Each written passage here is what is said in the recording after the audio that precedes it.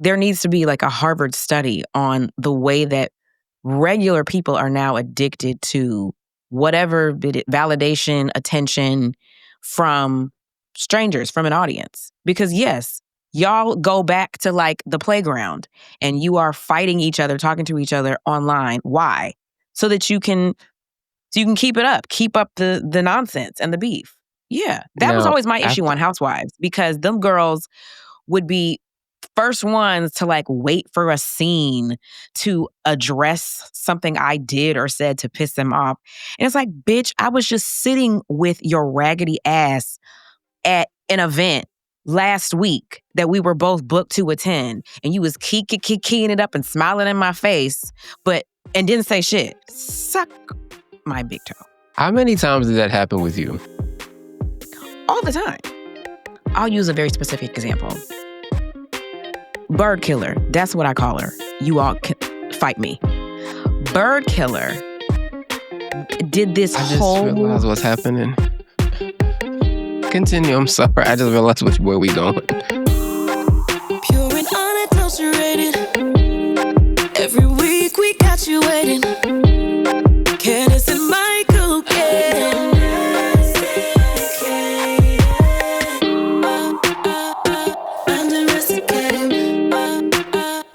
Yes, harmonies.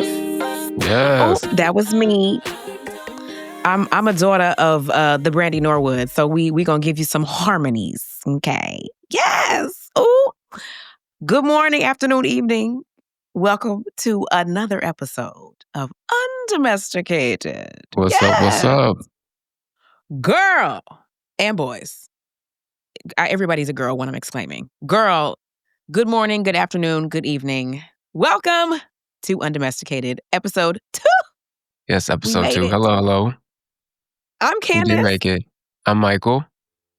We are an actual factual podcast. I feel like once you get episode 1 like out into the world, you're real. And we did that. And I'm already making sure I look into the camera and speak directly into the mic and try really hard not to move and control my mouth. We have notes. And Yes. Thank you for listening. We have notes. Yes, as any type A personality. Would you consider yourself a type A personality or no? You A minus, B? I don't think so. I You're guess not maybe. any of those? No, I've never really thought about it. That awful. I know I the feel like turn you're of like a phrase. B. You're like a type like A minus, B. I'm like a type A minus. So like Okay. we had notes for ourselves. And I know We you did. said you got some notes from the homies on episode Yes. 1. Some of whom work in the space, so I appreciate the notes. Oh, that's good. Others who just listen a lot, they have notes. Yes. Others just feel like telling me, you doing it wrong. Look up. And that's fair. Okay, No, that's people good. keep it honest with me. I appreciate that. Yes. Because I hate when people are like, oh, everything is great. I don't like yes people around me. Like if you're too sucky, uppy-ish, I'm like, get away from me. Like I don't want you around. Like Yeah. I need constructive criticism. So thank you to all of the homies who constructively offered criticism on episode 1 of Undomesticated. And for your We praise, are- it was actually really nice to hear from a lot of people. We're really grateful. Yes. People were really kind, particularly about sharing. So thank you so much. Please Yes. pour those comments into the actual podcast and the rating. Help us help with the algorithm. Get all that going so more people can find us.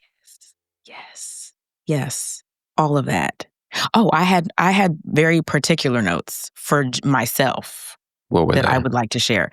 I don't know if anybody noticed, but I did when I watched the video, and you guys can get the video on YouTube. My lashes were in a state of supreme disarray. I was like embarrassed because number one, I am a pageant girl, so I'm a glamour girl. Lashes is like, it's like a walk in the park for me. But for whatever reason, my lashes were on like 0. They were throwing up gang signs. they were like hanging on by a thread on one eye. The other eye was it was a mess. And I was like almost distracted by my lashes. So, to all the lash aficionados out there that are listening and watching, please accept my sincerest apologies, because what the fuck? Like, I was really disappointed with my face. And my lash tech, she'd be really embarrassed, because what am I doing? I haven't been able to get to her because motherhood is, ghetto. So I don't have time to go. And I had to like put a strip on one eye and put, like brush the other eye, but they were grown out. It was a disaster. So I'm sorry that I looked I haggard and trust you, because disheveled. I was say I'm that genre of gay. I have no idea what you just said. I It's trust fine. it. That's great. I trust it. I didn't notice. I thought you looked lovely, but Thank you. lifting your lashes up. Lift my lashes in prayer, because they like my extensions all fell out. And so now I have a strip, and I hate strips. I just think that a strip is like the 18th century. Like we need to like move into century 21 and be doing lash extensions. But it's time consuming. You have to lay there on the table with your eyes closed. You can't do anything. You can't move.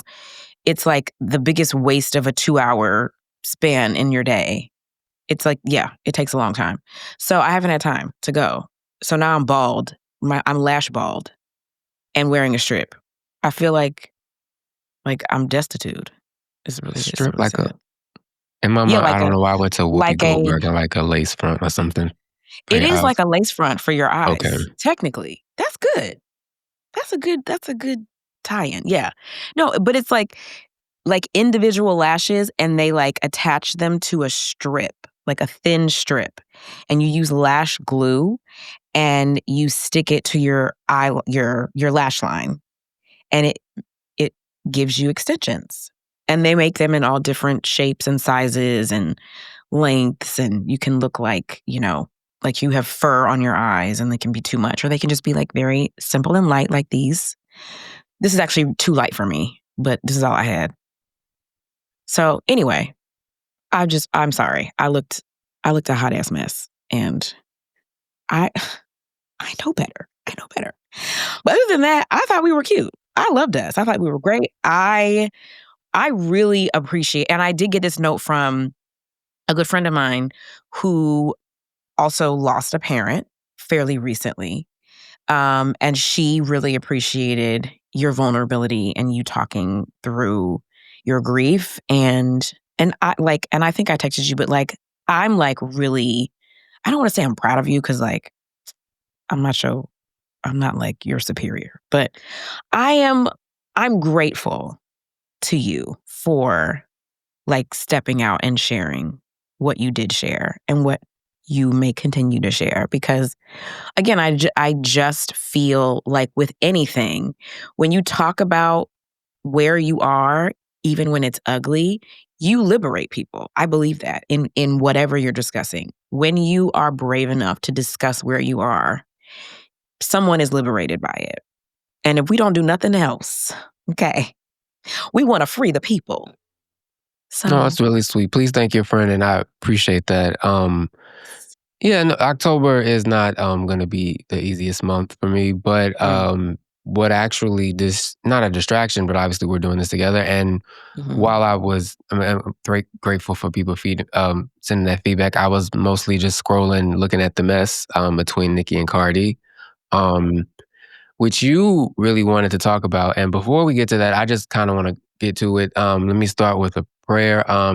Yea, through I walk through the darkest corners of the internet, I will fear no evil, especially if presented in magenta.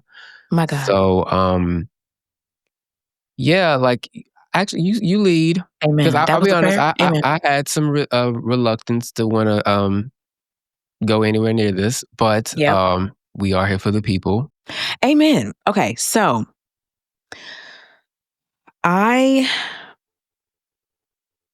in general, I have kept my like general thoughts on Nicki's strange behavior across the board to myself, just because like I didn't feel like I needed to contribute. But on today, I am breaking my silence on the Nicki Minaj of it all.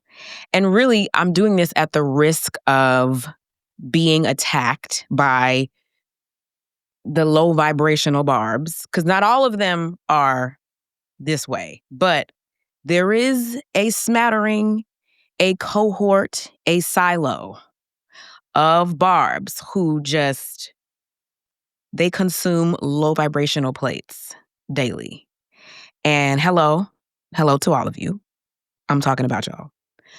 Oh no. Keep going. You gotta be brave. Lead with your chest, okay? Okay, well, I'll start here. Rap beef is something I feel like we have long been entertained by. Like, rap beef is not new. And like, the best part about rap beef is like when rappers are able to keep the beef on the playground, so to speak. Like, they keep it in the music, they keep it in the vibes. And the thing that comes to mind like immediately would be like the Kendrick and Drake beef. And, which was really, I think the beauty of that is that it was kind of born out of something that ended up giving us, one of the greatest songs of the summer. Like, Not Like Us was a huge hit. And it's amazing to me that like a song like that was born out of, Kendrick literally just giving his last ditch effort at trying to like shut Drake up, like stop his whining. And Drake was whining. I like Drake. I've been a Drake fan since Degrassi. Okay, so no shade to Drake, but Drake was whining. And Kendrick was literally just playing the game. That's what we should be doing. This situation with Cardi and Nicki, for me, it's gone beyond just industry nonsense. And it's rooted in, for me, it's rooted in a couple of things. It's rooted in hatred. It's rooted in bitterness. And I think it's rooted in, and I'm going to pull out my honorary MD here, which I will do occasionally. It's rooted in mania. And I actually am going to actually have a definition because I want to be exact. I pulled the definition of mania from the NIH website. And it says here, mania means a distinct period of abnormally elevated or irritable mood and abnormally increased energy / activity lasting at least 1 week, present most of the day, nearly every day, typically with symptoms like decreased need for sleep, pressured speech, racing thoughts, distractibility, increased goal-directed activity or agitation, and risky or impulsive behavior. It causes clear impairment or requires hospitalization. And I'm not a doctor. I'm not diagnosing anyone. I want to make that clear. I'm simply speaking from what I have observed with the rest of the world, talking about this in all their group. I've been in like 6 group chats, and I've been sent screenshots of other group chats talking about this. This is like bigger than the government shutdown. Okay, people are not at work. People are losing checks and money, and we are consumed with this. So it's rooted in those things. And for me, I speak about the mania because we cannot think that Nicki is okay. This is not just normal, I'm irritated behavior. This is, and to be honest, this is something that Nicki started. She provoked the situation. And correct me if I'm wrong. But from my purview, this was Belle Callis dropping her album after 7 years of not giving us anything. And her music is doing well. Like, I personally have an affinity for Pretty and Petty. Okay, that's my jam at the moment. But it's a great album. And shout out to Cardi. Hey girl, we congratulations. But from what I saw, here we have Cardi celebrating her success on this new project. And Nicki, who has literally, Kim, she has been sitting silent. She has not been out in the streets. She came out and said something like, hey, y'all, my album is coming out in March. Was it March? May, or one of the M months? Either way, it's in 2026. Ain't no M months left in the fourth quarter. She was talking about next year. This was a clear dig at Cardi. Because why would you just out of nowhere come out and say, oh, by the way, my album is coming out? Because you wanted to start mess and drama. And I cannot for the life of me understand how someone who is literally one of one in the rap game feels like she needs to tussle and carry on and roll around in the mud with anyone. And I'll give this disclaimer because people are going to say this. People are going to say, well, you're just mad, Candiace, because Nicki challenged you at whatever season, I forget what reunion it was. Season 7 reunion of Real Housewives of Potomac when we had the pink on and I had my bob, my tight bob. And Nicki came out and surprised us midway through the reunion. She hosted a segment of our reunion. And it was very exciting. It was very oh my God, it's never happened before. No one has ever hosted the reunion except for Andy. So it was huge. And, it was a great moment for our show. It was a great moment for us as a cast. And if you haven't seen it, I'm sure you can go find it. But there was a moment where we were talking about my album sales on my album Deep Space, and particularly on my debut single Drive Back, and how many physical albums or records, I can't remember which one, I had sold. And it felt like she was being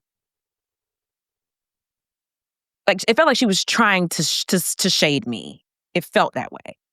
And she was like, well, I want you to sing right now. And I ended up, I sang part of Drive Back.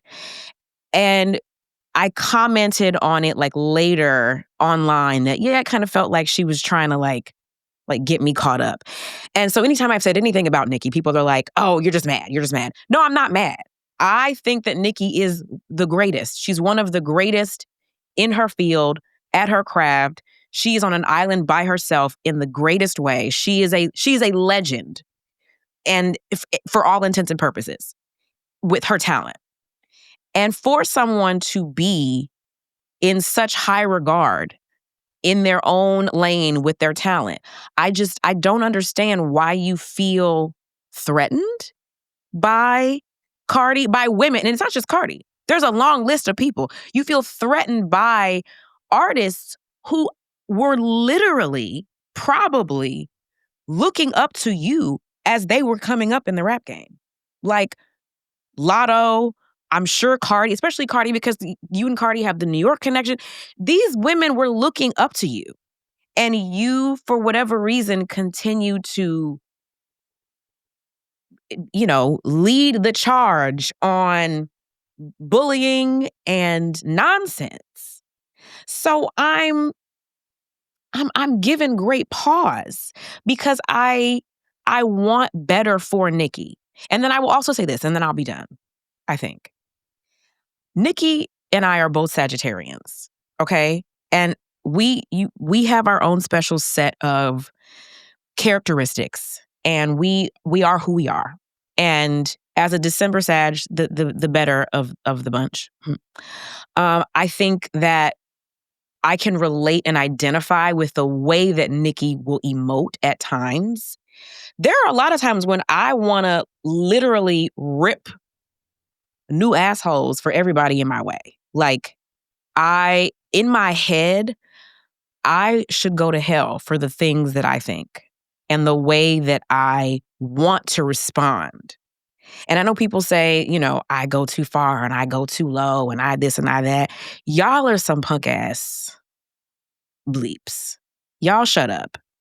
I don't go nearly as hard as I could, as I want to, as I could go harder. But I want to get into heaven.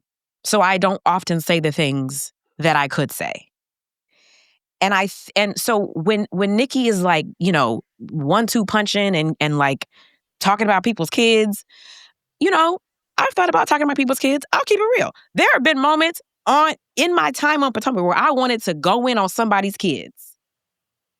And there was even a time where somebody had to be like, nah, you shouldn't say that. And I was like, no, I want to say that. And then as you know, the Jesus came back and sat in my face and said, no, my child, I recognize that, okay, I shouldn't say that. That's just, it's not right. It's not ethical. It's not Christian. It's not right. And I censor myself and I quell my thirst for just being dark and hateful because there's a better way to handle things. And so I say that to say that I understand Nicki's penchant for going like to the very bowels, the armpit of hell. And but with that, because I know that I can control it, sis, we gotta work on this because you're tarnishing your own legacy. And you're teaching. Gonna be on fire. I'm glad I led with a prayer. You're gonna be on fire. I don't know where do I begin. Yes. Well, just to rewind back, all tea, all shade to Drake over here because I don't do it fake Stonian. You don't like Drake at all? Man, I like some of his songs, but that fake Houston accent, that weird shit Kendrick went wrong. That Identity crisis. That lawsuit is corny. The lawsuit is whack. Yeah, I could go on, but enough for her. Sitting here point about girl. I was kidding. How do I start?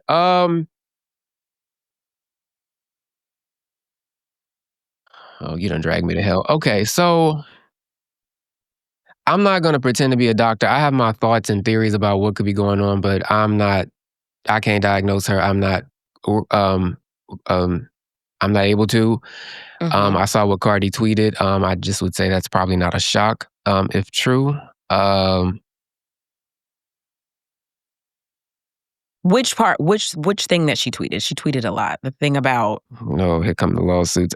She called her. She accused her of being. She says she told her she was schizophrenic and bipolar. I don't know if that's true. I just ultimately know that's like an angry person. I guess one thing I want to start off with. I guess similar to what you're saying. I'm not really obsessed with being the biggest person, particularly in a rap beef. I don't really care about rap beefs in general. I would prefer, violence isn't great, but sometimes people want to fight. I'd rather you just not shoot at each other because, at this point, Kim and Foxy, that beef led to a shootout. When I was in middle school and high school, I obsessed about all of that and kept up with it, and it's what it is. I hope it doesn't get to that point, but it's not looking good right now, I will say. No. The thing about Nicki Minaj is that she single-handedly revived a whole subgenre of rap. So in that regard, she is a legend. I am a huge fan of her music, but she turned me off years ago with the line on Your Dead Mama thing. So that was it for me. Mm-hmm. And Cardi wasn't wrong about the digs at Beyonce, the little suds at Beyonce, but to each his own. Now, I did laugh when she said, Jay-Z, take off that fucking lace front. I did laugh at that. So forgive me, Beyonce. I'm not a fan of the hair, but to each his own. I didn't. I'm not a fan of the hair. This is preference. I understand. I get it. I don't actually. And I'm not judging, but truly, but I don't have the instinct to think to insult somebody's children. But I can imagine once your children are insulted, that it could take you to a place that you don't want to go. Personally, one of the reasons why I don't like to talk so much online anymore is that not that I can't handle it or that I can't pop off. If anything, I'd rather not be taken to that place. This is an aside, but I'm going to bring it back. I remember when I really haven't posted actively on social media for a while, but particularly I was very active on Twitter. And I remember when I actually tried to promote my book because it was only a few months after my mom died last year. I remember a Sierra fan account tweeted me out the blue, "You deserve your grief." And it was probably about some shit I wrote in 2012 on my old blog about love, sex, and magic or something. Who knows? And for the record, Sierra's Low is actually one of her best songs in years, if not her whole catalog. But one of my main contentions when I was an active music writer was them sock hop bops are going to take Sierra in the wrong direction. And we love her, but that was it. But that I only bring it up to say, like, that's how crazy people are. And so I actually have been watching daily grown people, not people I really know, to be honest, but I know they're adults, under the comments comparing people's children, how they look, or being like, that child is ugly. And I'm like, wow. I am a heathen with heart. I don't even go to church anymore, but a lot of this stuff just reminds me that generally, like, people don't have a home, they don't have any community, they need somebody to worship. They run to this person. And I will say, Nicki feeds off of using her face. Like when she actually, I saw a Oh, for tweet sure. instructing them to like run the numbers up with her charts. I don't really get the chart obsessions with all of them in general. I get it. And she did try you when she did that on the reunion, by the way. You took that on the chin pretty well. Thank you. And you Thank didn't you. deserve like being attacked because you clearly were a fan that was like, well, damn. Yes. You tugged me on the chin a little bit, sis, and I'm at the reunion. You sided with that. That's all that was. It wasn't that big of a deal, but the fans are mean. Yeah. I really enjoyed Cardi's album. Yeah. I can't wait to go to the tour. I didn't go to Gag City, but I went to the one before that. I wish Nicki well. She don't seem happy. I feel like She doesn't. that's not a happy person. It can't be everybody. Yes.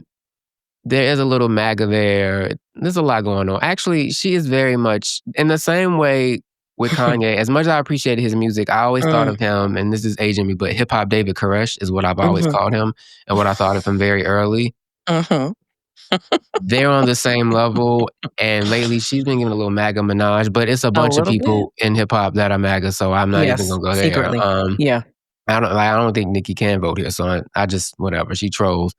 I'm not questioning her status. I don't know, but I'm presuming she don't. Don't stick the ice people on her. No, please. Some of them fans are trying to sick ice on other people. Barbs, I don't need y'all like looking up my mama's grave site or calling bomb threats to my kinfolk or like don't give them invading my ideas. stuff, like all that. Well, no, they do that. I've seen that online. Like, no. To you? Not to me, but I've seen that to other people. That's why I prayed before. Like, no, we got to worry about the Magenta Mafia. It's what it is. I mean, I miss just being like Roman Polanski and just kind of rapping Nicki verses, getting through my workouts, being motivated by the bars, kind of sending stuff back and forth with the friends. Like, I mean, I really am a fan of her as an artist. Like, male or female, literally one of the best artists of the century. 100%. So accomplished. But I don't know what's triggering that, but somebody you would think, it's like I'm watching this and I'm like, I'm too old to be looking at this. But then I'm like, well, she older than me, so whatever. And that's also another thing. Most people, when they say you're too old, I'm like, most people don't change. They just get older. It's just more of the same. But I saw someone said that adults are just like grown people like battling with their inner children. You don't grow up. You learn to cope while like battling with your inner child. She clearly is tussling with her only child, with her inner child. I don't know. The album comes out in March. I mean, sometimes she changes her date. If it's good in March, I'll listen to it. I think Cardi will try to fight her. I don't know if she'll actually be able to. I mean, when you that rich, you can't really touch somebody like that. So I don't want to get into like 1% mess. But I will say Cardi, to me, was minding her business, just celebrating her album, and Nicki did what she was doing. Dominican business. Yes. She has felt a way about her since forever. It's what it is. It's also Quavo's fault, to be honest. It's all Quavo's fault. What did Quavo do? Motorsport. This is all his fault. He started that mess. This is all his fault. The Beyonce of Migos. I laughed when she tweeted that too. I would honestly, I would prefer if they would get along. At this point, it's not gonna happen. I just hope somebody don't get shot. And I hope Nicki's next album is. I just want the editing there. To be honest, that's a note. She don't even know for me. I think the difference in terms of albums, I think Cardi's albums are like fantastic. Very well sequenced, very well produced, put together. I love like the Pinkman, for example. To me, that's like Nicki's best album overall. I think if you took a few songs off, it's like a classic. But you know, it's that Cash Money, Chris Brown. I don't know Chris Brown, but like Cash Money more so like that 20-something, 30-something, 50-something song model. That's like good for streaming. That's good for stats. That's good for like money, I guess. But sometimes with the album, to me, it takes away But like Cardi's album is really long, but it's I agree. still really well sequenced. Even if Yeah. it's a few songs I don't necessarily want to listen to, but I get all of them. Like Yeah. Lizzo ain't my jam, no offense, but I get it. You Yeah. like Lizzo? No, I No. do. I do like Lizzo. Like the music? I like Yeah. Lizzo's in cool. Okay. Yeah, I like her music. I think she Like which serves a ones? purpose. She serves a purpose. Okay. It reminds me Like, of what's the I don't need you, I need a drink. I like that one. I wouldn't know. I shouldn't. I mean, I like her new stuff, and I like her. She's body positive, and I feel like she's genuine.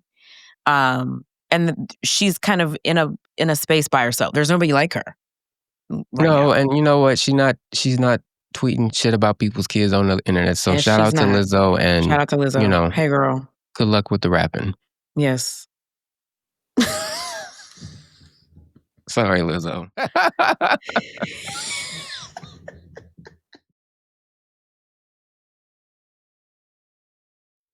All right, we're back. Candiace, you wanted to remind us of the reason they actually were beefing, or at least why Nicki started. It was like Yes. the stats, because that Yeah. is always what matters to Mother Minaj.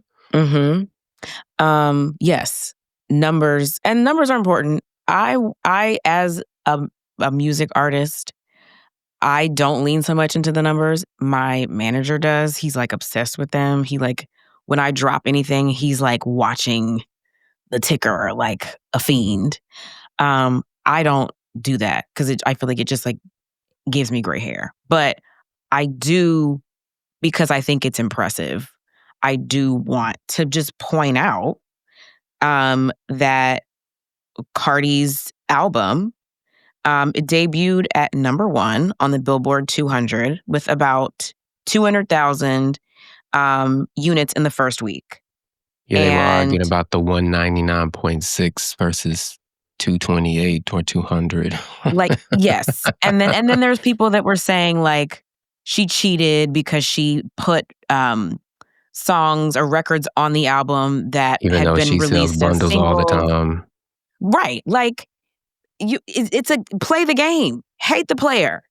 Hate the game, not the player. Like it's when she not called out Travis Scott years ago about a bundle situation, I got it.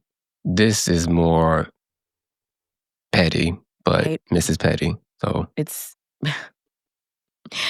yes. And then roughly 145.7 million streams and 88,000 pure sales, which is like huge. Like it's the biggest week for a female hip hop R&B/hip hop album in 2025.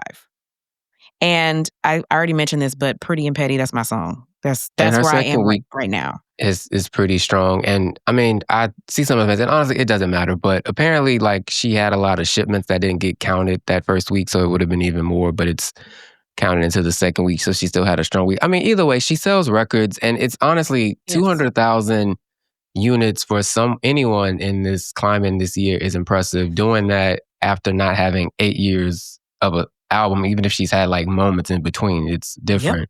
It's still really impressive.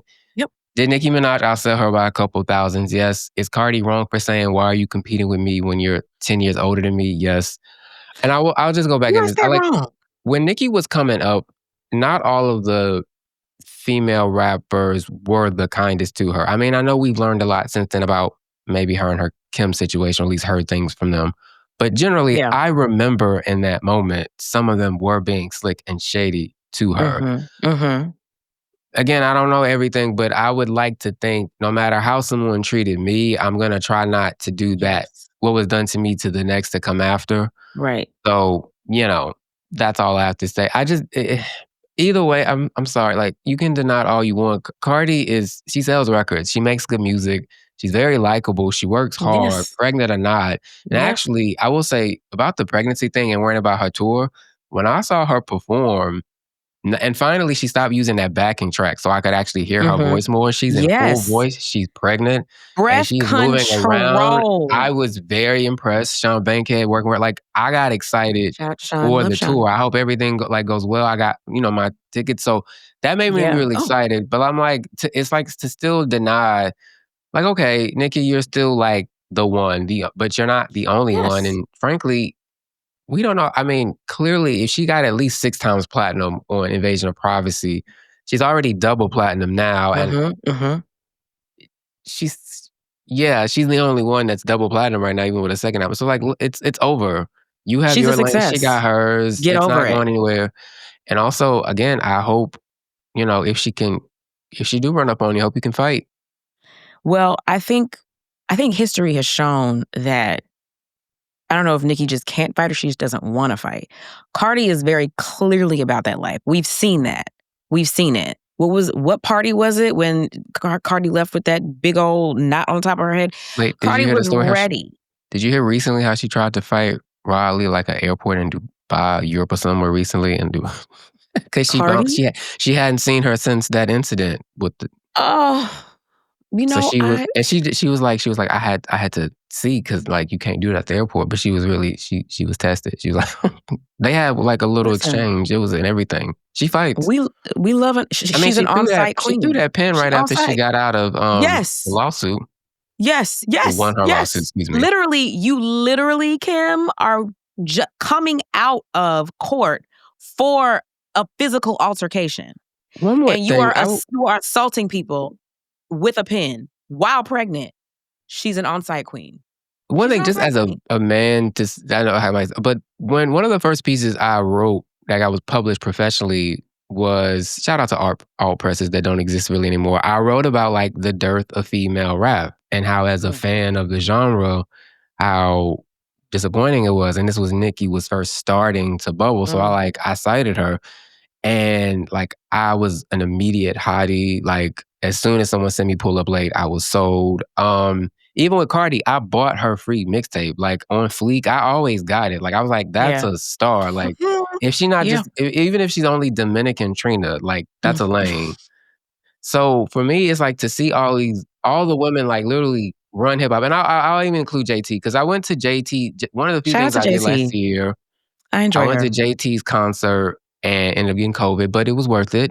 Well, maybe not the brain damage, we'll see. But at the time, the concert was worth it. So even her beefing, I mean, no offense, Cardi lit her ass up and all that Snapchat tweeting replies, like get in the booth. But whatever, that's teachers on. But her arguing with Santana, that's disappointing. We're not gonna get that City Cruise reunion. Although I did laugh at Santana. Did you hear it? While he was like, I was like, wow. I like Santana. You got warts, and I was like, y'all, why are we arguing online all the time? Y'all don't have to argue online. Y'all got each other's number. Y'all can see each other.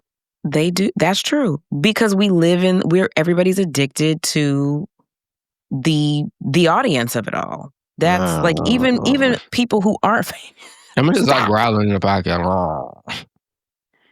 You should like record that and have that as an effect, just to drop at random times. Like when you're pissed, let's just have that drop as an effect. Roman Zelensky. To the production people. Yeah. No, this is a whole other episode. Like there needs to be like a Harvard study on the way that regular people are now addicted to whatever validation, attention from strangers, from an audience. Because yes, y'all go back to like the playground and you are fighting each other, talking to each other online. Why? So that you can keep it up, keep up the nonsense and the beef. Yeah, that was always my issue on Housewives, because them girls would be first ones to like wait for a scene to address something I did or said to piss them off. And it's like, bitch, I was just sitting with your raggedy ass at an event last week that we were both booked to attend, and you was keying it up and smiling in my face, and didn't say shit. But now we're on camera a week later, and all of a sudden you want to clutch your pearls and claim that I offended you. Suck my big toe. How many times did that happen with you? All the time. Like, that was my biggest gripe with the show, is like people who, I'll use a very specific example. Bird killer. That's what I call her. You all can fight me. Bird Killer did this I just realized whole... what's happening. Continue. I'm sorry. I just realized where we going. This person turned into a wild boar and attacked my wig. Then, after we've all been separated, days have gone by, she went and had a meeting with the cast, with the rest of the cast, not me, the rest of the cast, to apologize to them on camera. And then and since then, that was years ago. Since then, much time has passed. She recently, I saw, did a podcast. I didn't see it. I heard it. I heard about this. She did a podcast, allegedly, where she semi-apologized to me on the podcast. And I'm just like, and again, I heard this, and my response to this person who told me this, I was like, bitch, excuse me? Are you talking to me? Because you have my number, and if you don't have it anymore, you can get my number. If you really wanted to say if you were really apologizing, you could call me on my phone. You could send me a DM. Like, but it's not about real connection. It's about validation from outside sources because nobody loved you in your youth. And that is a blanket statement. It's about the validation of it all. It's not about like having real connection and wanting to really come to a place of understanding. And just as a blanket statement, everybody needs to just grow up. Okay, not to be a Hallmark nigga, but I hope a genuine apology finds you eventually, because once I heard Bird Killer, and as you started talking, in my mind I went, oh no, they're like the Cardi and Nicki of Maryland. Are we? No, but situation. Yeah. But actually, but honestly, after looking at their tweets in the days since, I imagine if that situation with you has a much closer chance to peace than theirs, which might not be saying much, but yeah, the little Hallmark nigga in me just kind of hoping for peace. But when you say Bird Killer, I was not ready for that. Okay, so we cannot do, now that we've done with the chaos of hip hop and Twitter. Yeah. There is the government shutdown. I have to be honest. I know I'm not Roland Martin, so I'm not finna. It's bad. You're like a skinny like ascotless. I have a thought version. though about the leadership, which I feel like continues to be a problem. Now, I will give Hakeem Jeffries credit in that he doesn't sound as silly as he has sometimes when he talks about writing very sternly worded letters to the Trump administration. But now I already know Chuck Schumer is old and he tries, but is out of whack and is dearly afraid of being primaried and should just retire. But with Hakeem, with Democrats, do they know what planet they live on? Do they know what year it is? And I say that because on the very first day of the shutdown, there was a video that I saw on Twitter of cats as like memes. The Democrats use cats to try to explain what Republicans are doing.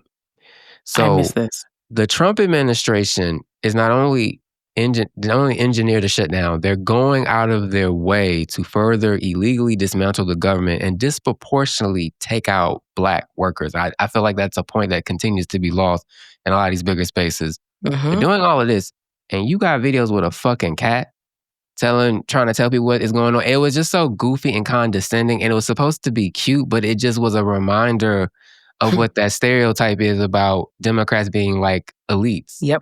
I don't think that's all necessarily true, but among the people who actually package this stuff, it is very much true, and it's goofy and condescending.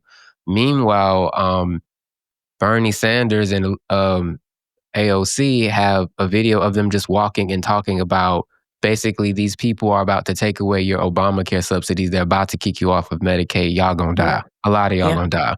It's a very clear message. It has millions of views. So, and then when it comes to Hakeem, even talking about the racism, I see him outside of the White House. Say it to my face, because I guess Trump posted some stupid video of him in a sombrero. Okay, is that goofy and racist? Yes, obviously. Yes. But when you focus on his racism, can we talk more about how, again, when that's sad about 300,000 Black women are out of work and most of them are federal workers, that is not by accident. That is Stephen Miller doing what he wants to do. The targeting of Black immigrants, that is Stephen Miller, some lame from Santa Monica who never got over the one time he had to go to like an inner city school and it freaked him out, and now we all must suffer. I think when you want to talk about racism in the ways that really matter and you want to reach people, I'm like, you do this. Like, you have all the means in the world, and then, okay, I'll end on this. When he tried to get back at Charlemagne, because his comm team sucks. I'm going to read you this quote. So this was an article in the New York Times about basically everybody dropping AIPAC because obviously, well, I don't know where you on the line of that, but whatever. But Mr. Jeffries in the statement and talk about how Charlemagne called him AIPAC Shakur. He says, charlatan the fraud has no idea what he's talking about, as music industry luminaries like Birdman, Beanie Siegel, Fredro Starr, and NBA Youngboy have repeatedly made clear. This is my problem with this representation. Y'all get so happy about this. This is the corny shit. Just because he posed like Public Enemy once and quotes Biggie every 5 minutes, y'all think he cool and he can get away with shit like that. Luminaries like Fredro Starr and NBA Youngboy, no disrespect to Fredro Starr, but come on. I don't know who Fredro Starr is. Moesha's dude. Fredro Starr, the actor, you know, from Onyx. Oh, yes. Okay. Yes, that. So it's like, okay, I'm in on that note, but like, that is the person who at this moment in time, going on with this government, is giving statements like that to the New York Times and talking about outside the White House, say it to my face about a sombrero. I'm like, we got to be more serious. Like, I'll end it on that, because the people gonna die.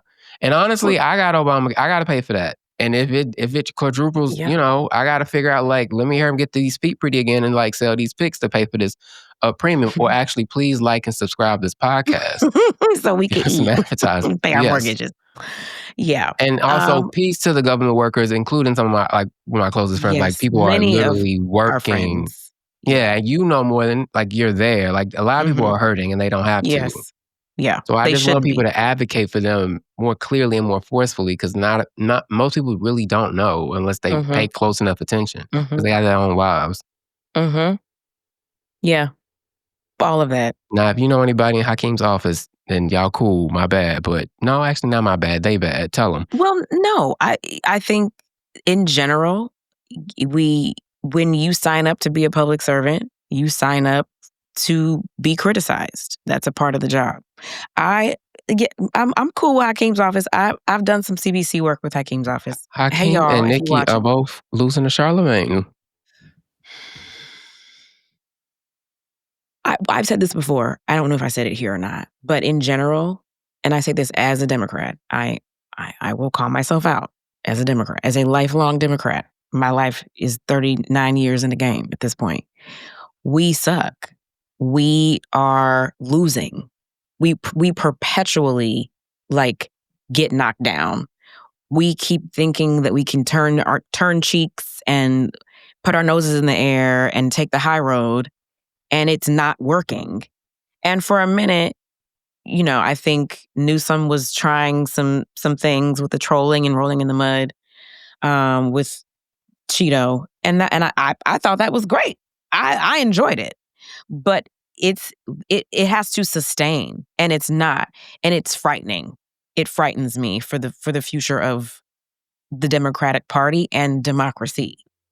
Gavin, him being a swarmy man is useful. The trolling was cute. I ain't voting for him. The way they do homeless people in LA is disgusting to me. But honestly, go back to Cardi. Cuss these people out. Curse them back the fuck out. The high road is not the best road sometimes. Sometimes you need to kick them back in the neck. They'll shut the fuck up. But whatever that equivalent is, do that. Yes. Do that. We need more on-site queens. Cardi should teach a class. Cardi, if you're listening, you should do a live teacher class on how to be an on-site queen.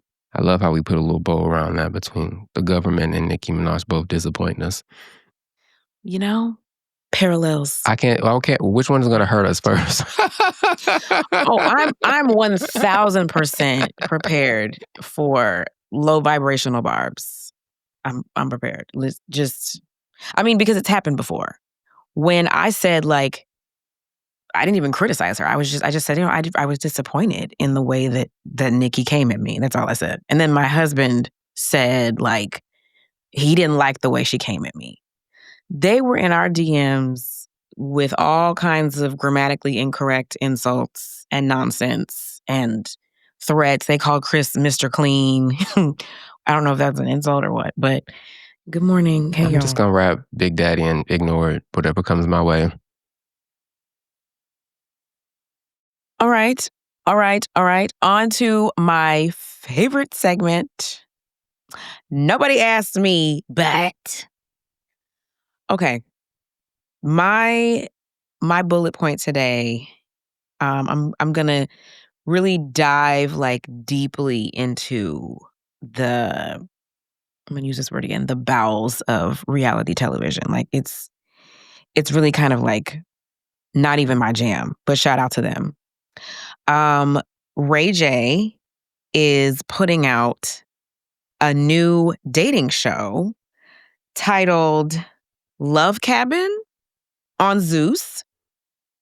I saw the trailer for it on the Neighborhood Talk.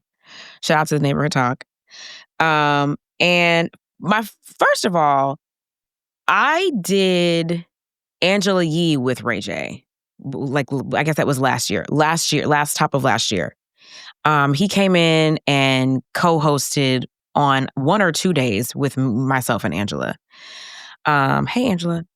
And he was Ray J. He was being himself. He was, kind of in and out of like human consciousness, just not always there.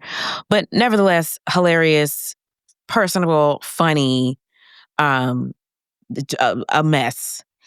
And he talked heavily, like he was there promoting, I think, his new network, Tronics. I think it's called Tronics, right?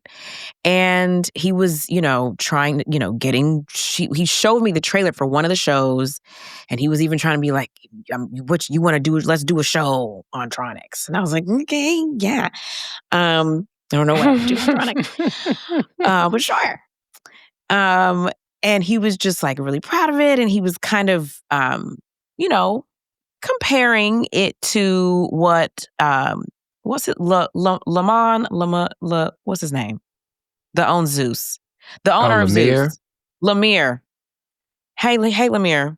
Comparing it to him, to just the way that he has been able to just enterprise Zeus and pay Jocelyn Hernandez her millions. Okay, I respect it. So I'm kind of like, it's interesting that you went from promoting your version of this to now having a show on who you deemed the competition's network. And on top of that, it's like, is this the bootleg Love Island? Like, what is this? Watching the trailer, it's like the people are literally on there like, yeah, I'm here to find love, but I can fuck too. And I'm just like, what are we doing? What are we doing? That's honest. What are we doing? But what are we doing? And like the girls, like when they're talking and they have like a montage, they're like, she's like clapping cheeks in her montage while talking about finding love. The dichotomy of it all. Like, what are we talking? Are you going to get me to watch this? Go listen. I don't have a Zeus subscription. If you want to share your password with me, we could watch it together. I'm using somebody's password. I might share you. Okay. I'll share it. You said you were going to give me some Bachelor, so I'll give you some Zeus, some Love Cabin. I'll give you a little bit, but I'm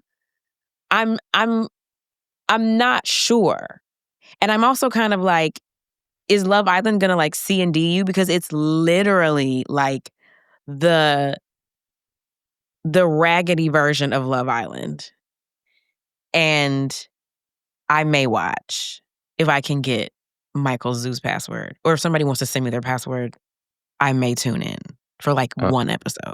I just want to share. I have a slight Ray J story. Years ago, there was a Out in Hip Hop special that I was on for like a second, and at one point, I sat between Ray J and Lil Fizz, which for me at a time meant a lot. Ray J liked my shoes, and I tried to tell Princess, like, I love a woman that pretty that can fight, but she seemed offended, like she don't be fighting on the show. So I was like, all right, girl, it's fine, you got it. But I meant it with love. Ray J knew it was a compliment. It's fine. Yes. You didn't know this, but my Nobody Asked Me is Zeus related. You are the classier side of the show. I'm back to violence and hood shit. So, Lemmy, respectfully, I don't know what all happened. TikTok told me something, but Big Ivory, how could you not have Big Ivory at the Baddies Africa reunion? Again, October is a difficult month for me. I need joy where I can find it. And Ivory's the only one that's been doing her big one and throwing hands on everybody repeatedly since Tasiki's gone, the other my favorite all-time fighter. So I don't know what happened with her and Natalie or what y'all mad about. It's something about a contract or she said something, but a lot of girls be saying shit on the internet.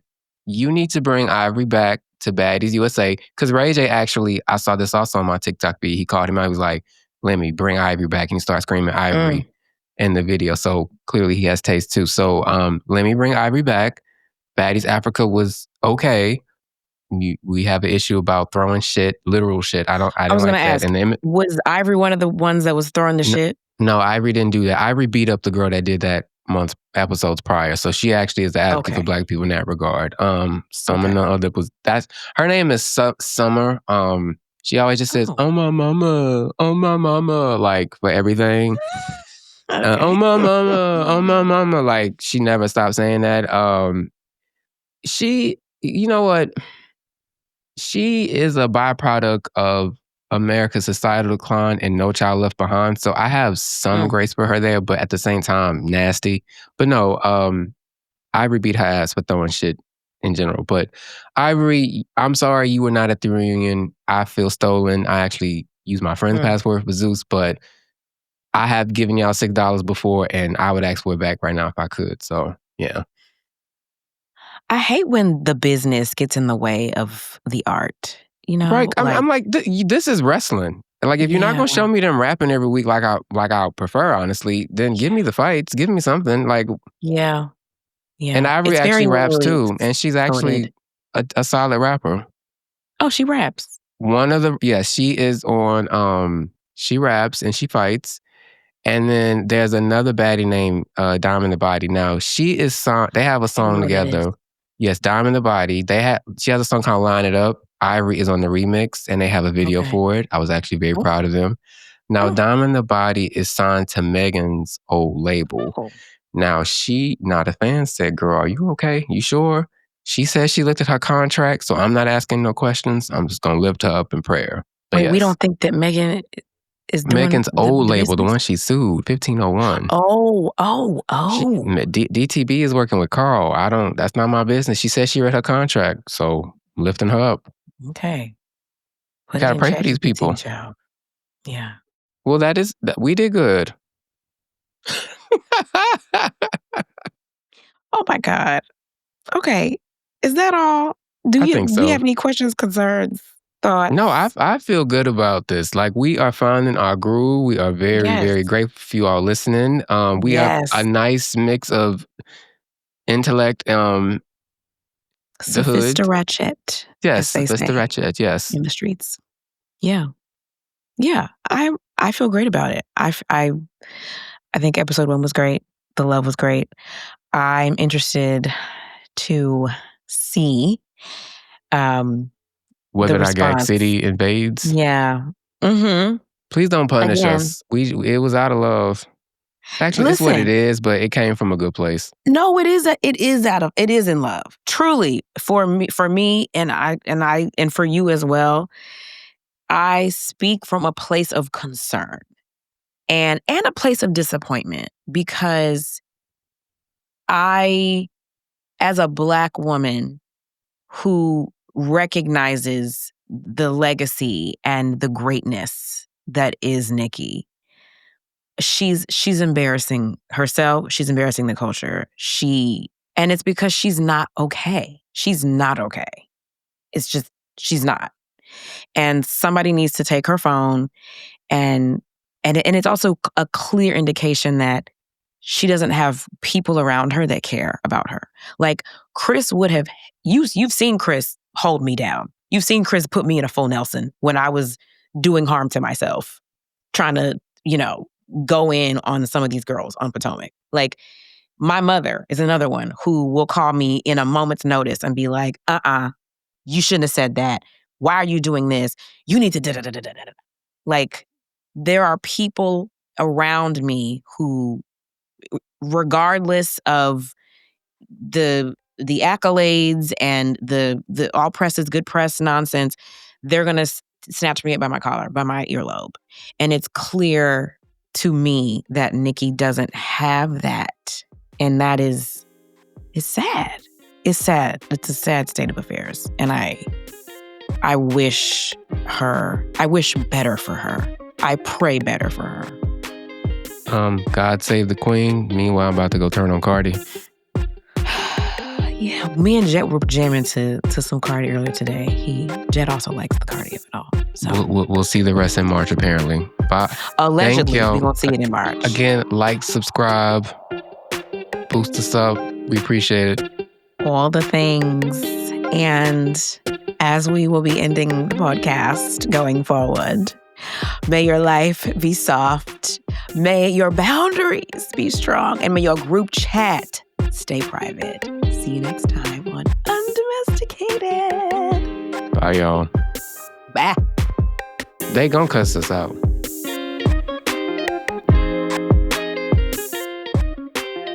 Undomesticated is presented by Odyssey and Agenda Management and Production. Our executive producers are Brandon Sharp and Corinne Gilliard. Our executive producer from Odyssey is Leah Rees-Dennis. Miguel Contreras is our senior producer. Michael Arceneaux and Candiace Dillard Bassett are our producers. Sound design, video production, and engineering by Miguel Contreras.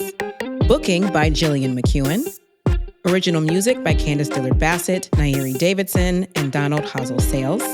Special thanks to Nairi Davidson, Moira Curran, Josefina Francis, Hillary Schiff, Eric Donnelly, Kate Hutchinson Rose, Lauren Lombardi, David Gannon, Kurt Courtenay, and Lauren Vieira. It's a lot of names.